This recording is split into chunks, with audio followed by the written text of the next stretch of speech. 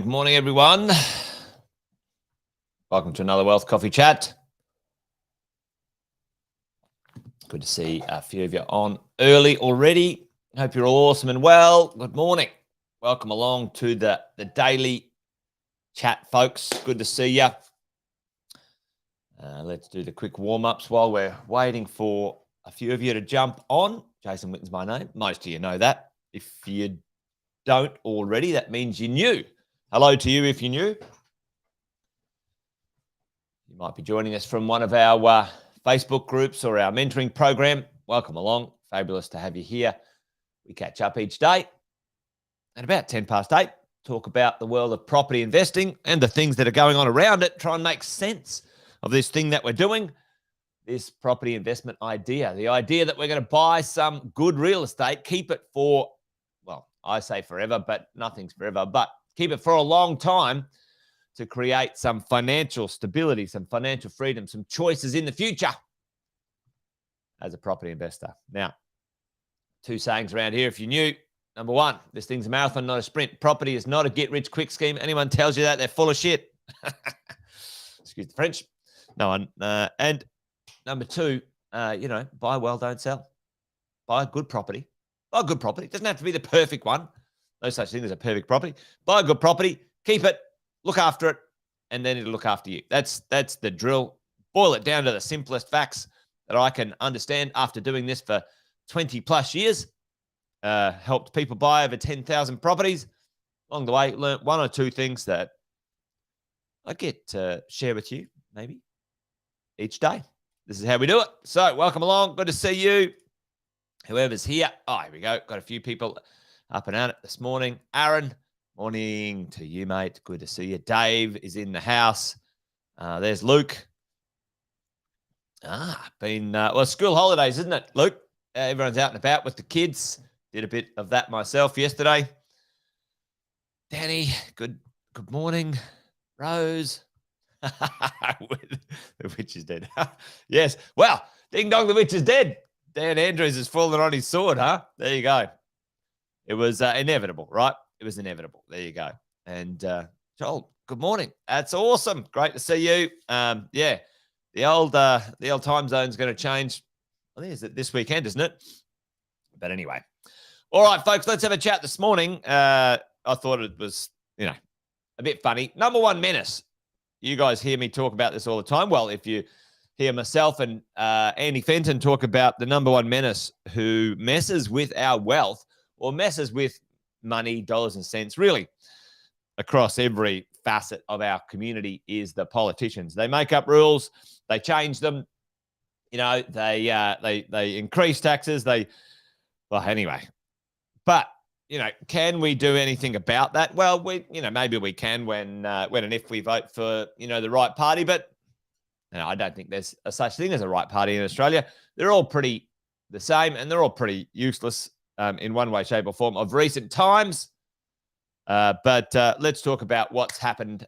What's going on. But I want to talk about it in relation to the debt cycle, folks. What happens, and is it still a good time? Is it still a good time to invest in property? Now, This was came out yesterday. Well, it might have been even before. I think I saw it in the airport lounge last night. Dan Andrews retires. Not retires, resigns. Anyway, he's a bit of a menace, right?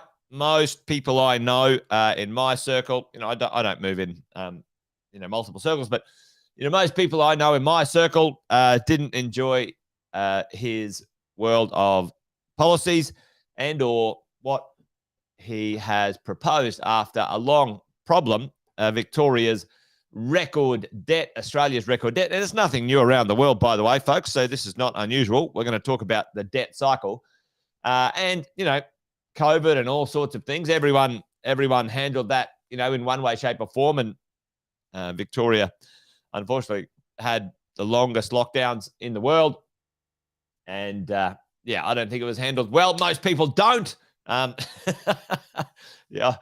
don't know if I'd get into the politics. It'd probably anyway. For the moment, I feel I'd probably be as much of a menace on the other side. I don't know. Maybe I need to get a bit more mature. But when it comes to the world of property investing, what is Dastardly Dan proposed in Victoria? Well, he's proposed to increase taxes everywhere: payroll taxes, land taxes. A tax on short-term letting. Proposed that was getting in behind this 2-year rent ban. All sorts of stuff as politicians do. But why was he doing that? Let's talk about that today. Let's talk about the idea of what was going on in the form of a debt cycle. And is it still, this is kind of like, is it still a good idea to invest in property? I think it's a great idea to invest in property. But let's learn about the debt cycle today in a very high level form, and make sure that we understand that we can use that to make good decisions as property investors. That's what I'm talking about today. So what happened? Let's do a little bit of what happened just recently. Well, we had COVID. Let's call that 2020. And every government around the world, including Australian government, including the states, most of them, in one way, shape, or form, accessed debt, increased their debt levels, increased debt. Okay. And how did they do it? Well, borrowed from the coffers, printed money, you name it, whatever that mechanism of that happened. But we had an increase in debt across our states, across our nation, when it come to trying to keep the country on track, right? That's what happened. What's the upside of that? Well, it flowed out into the community and things kicked off not too bad. Everyone was, not too stressed, in real terms when it came to, COVID and the unknown. That's a great thing. Our society didn't sort of, crumble into chaos, and everyone sort of, decided to, buy a gun and, run around the streets and do crazy stuff. That was what it was designed for. But what happened? Well, we've increased our debt. Does debt go away if we increase it? Yeah. Well, no. Well, it's got to be paid back. And right now, this is the thing, ladies and gents, team folks. The debt, it has to be paid back. Now, don't get too worried about this recession thing. And how does it get paid back? Well, governments have to pay that debt back, or at least reduce that debt. There's a couple of things, right? They need to reduce the debt and also get inflation under control. That's kind of the big conversation when it comes to this idea of like what is in the future after debt rises. Well, we need to manage the debt. Because what happens when free flow of money flows out, what else happened out there? Well, inflation went up, right? Okay. So this is where we are. This is what's going on. Is it abnormal? Well, is it unexpected? No, it's not unexpected, folks. It's like we were talking about the other day, right? We're talking interest rates go down to the lowest ever in history. And is it unexpected that they would go back up? No, they're not. No, it's not. Okay, well, debt is at the highest in history, or record debts, right?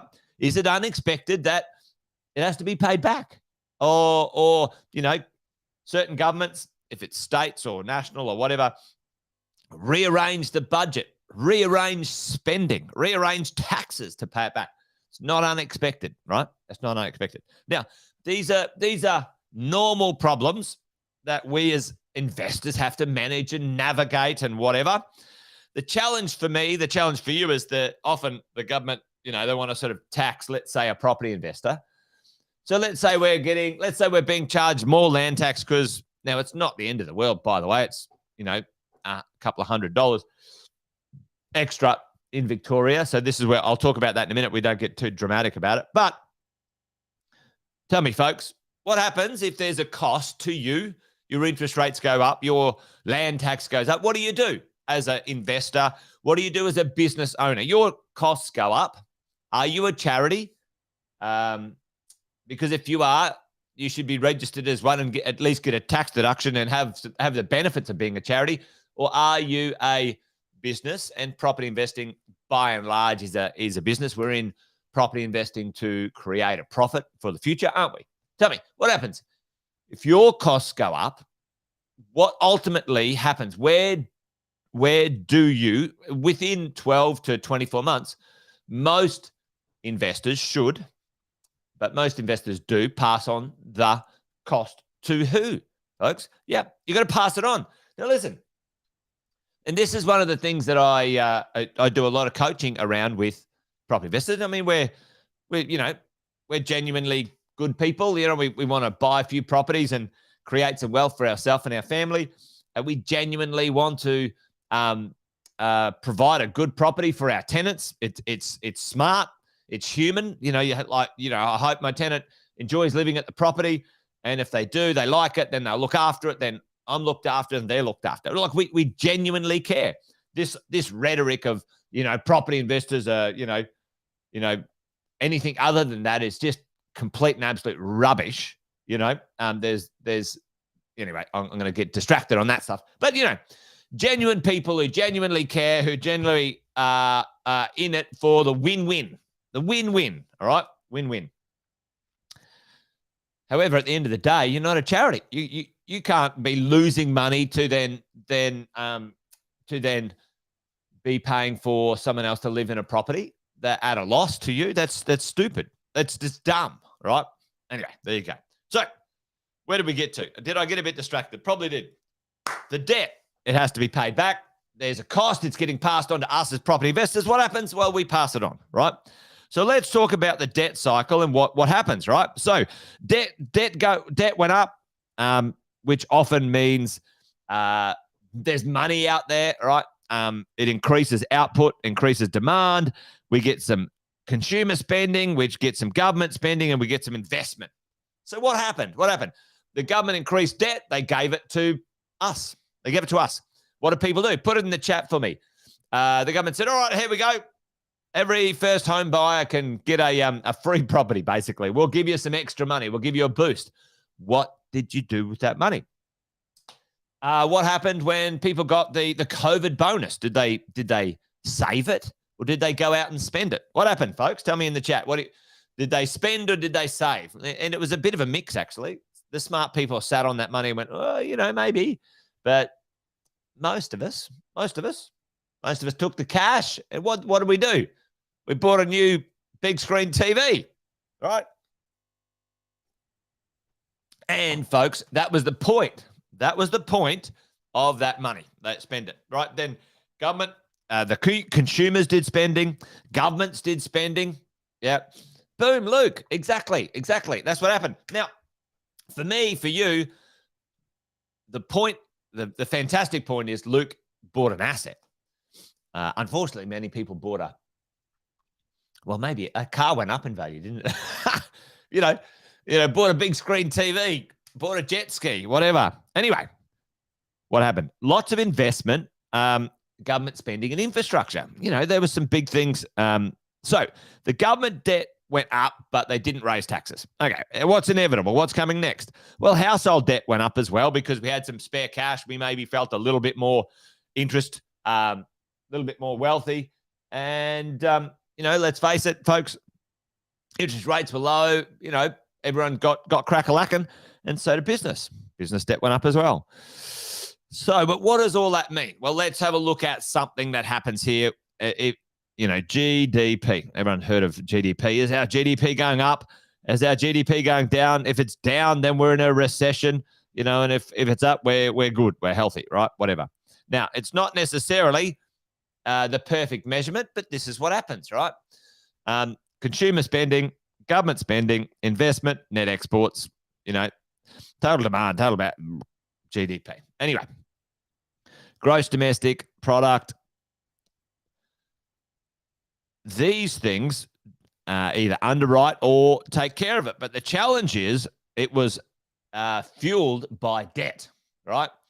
So we took care of our GDP, so we didn't go into a recession, but we borrowed money to fuel the economy, right? And now it's got to be paid back. There you go. That's kind of, anyway, very in simplistic terms. There's a lot smarter people who could probably dive deep into that idea, folks, and give you a bit more insight. But what's my point about that, folks, is the government's putting up the taxes. They're going to spend less. They need to save up and take care of some things, right? Now, over here in the debt side, what do we do now? Okay, because it's been a bit more difficult for us as investors to access personal debt, and that's going to change, ladies and gents. It's going to change. So, what's the whole point of my conversation this morning? The point of my conversation this morning is about the idea of the debt position and situation is not unexpected. Well, the taxes being raised to pay it back. As property investors, does that mean you should not invest? The answer is no. The actual dollar amounts, right, folks? So, this is, and what am I talking about? This little thing here. As property investors, you must be very aware of how you think and feel, because there is a thing called this disposition effect. Okay, it's a psychological process where we give more credence, we give more power to a negative, a loss, than a gain or a positive. Okay, now what do I mean by that? Well, for example, there was a fair bit of rhetoric recently saying, Victoria's put up their land taxes. Victoria, is taxing property investors. And yes, completely, absolutely accurate. It has risen. To what amount? $500 to $1,000, like for the whole year, folks. All right. So the dollar amount is minuscule in comparison to the overall situation for you as a property investor. Now, there's like $1,000 isn't a big deal. And if it is, then you're not budgeting or you're not running your buffers very well, and or pass that on as quick as possible. However, the point is, if taxes go up $1,000, which is not a big deal, and you then don't invest in Victoria, let's say, so then let's just say, let's forget about this. Let's go number one place, population increase, the number one population increase in Australia, Victoria. The affordability, plenty of jobs, the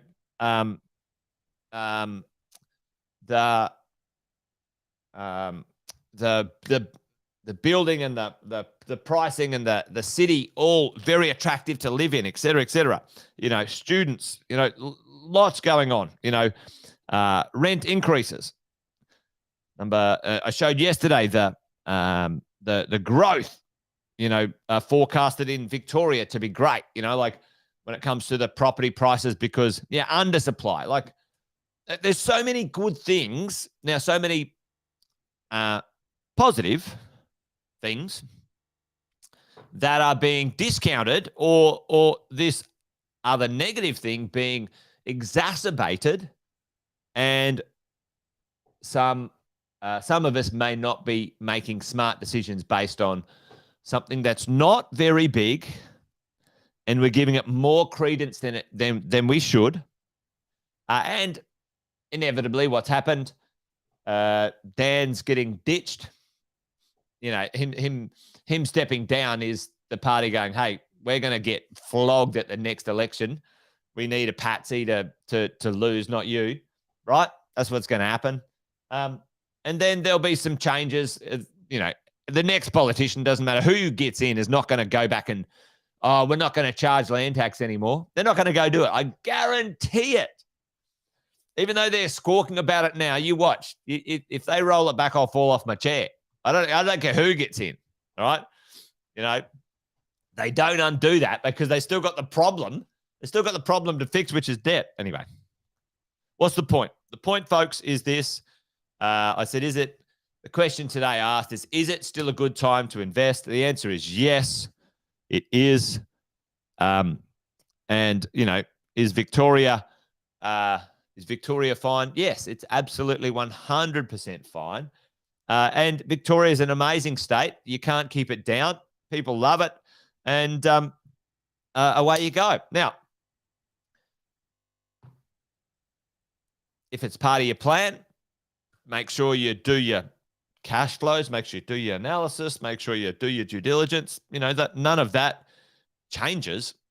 But don't miss out on Victoria, let's say, or Queensland or WA or any of the other places because of some mad politician doing some stupid things that you got to measure the actual impact in our portfolios, folks. Anyway, there you go.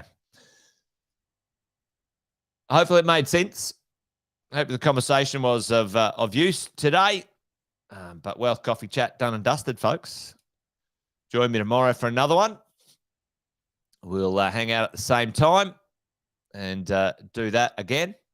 As always, if you've got anything that you might want me to pontificate, chat about, talk about, leave it in the chat for me, and I'll create a Wealth Coffee Chat around it as we go forward. All right, folks, that's it from me. Good to see you. Thanks for joining, and bye for now.